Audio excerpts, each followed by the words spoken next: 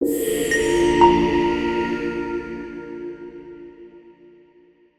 Hamza is a special letter that we have.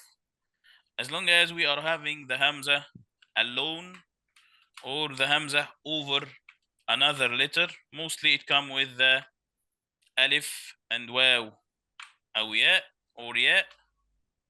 With the Alif, sometimes it come over the Alif, other time comes under the Alif, or like this. Okay. Whatever we are having the form of the Hamza, we pronounce the Hamza.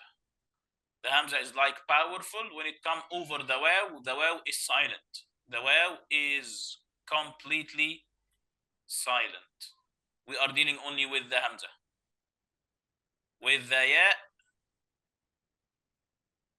Ya is silent. We are only dealing with the Hamza. So if we pronounce the Hamza, we make it clear. With the Alif, this is I believe especially only with the Hamza, because if we have a rule that telling us that if I have two letters, one over the other, I got the one on top and I make the other one silent. Okay? Unless it's like written, it's written like this with the ya and jim or noon and kha, we got the two letters, right?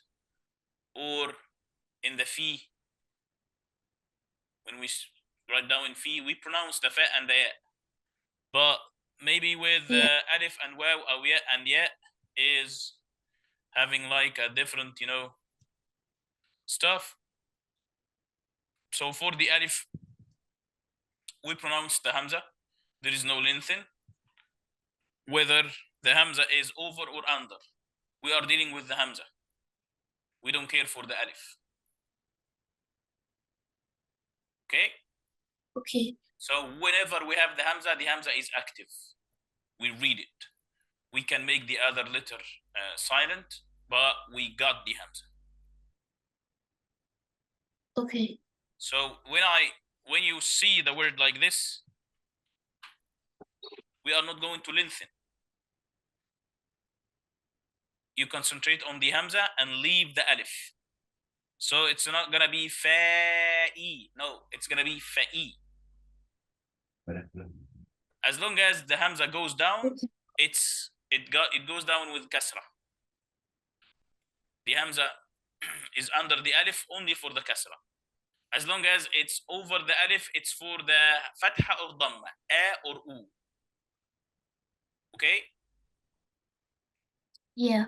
But when it goes down to the kasra because the kasra goes down. Fa'i. You got it? Yeah. I am telling you that because we will Yes. face these examples too much. The hamza for over the waw or the hamza over the ya. So we will read it in the Quran only. We will look at the hamza. What is over the hamza? Fatha, kasra, dhamma, fatha, dhamma. Okay? So we are going to deal only with the hamza and make the waw and the ya and the alif silent. Okay? Okay. I believe that. So here it is going to be فإما تثقفنهم في الحرب. Here. Okay.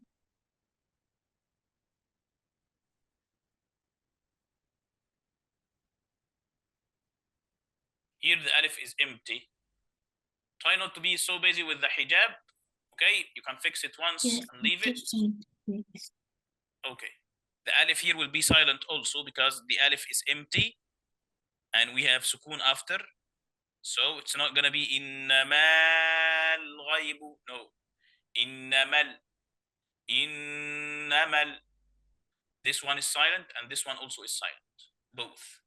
This we drop this because it's in the middle of the words, and this one because it's empty and I having sukun after, so I don't need these two, one after the other with everyone with sukun. It's gonna be so heavy or impossible to pronounce. So innamal. Read. Okay.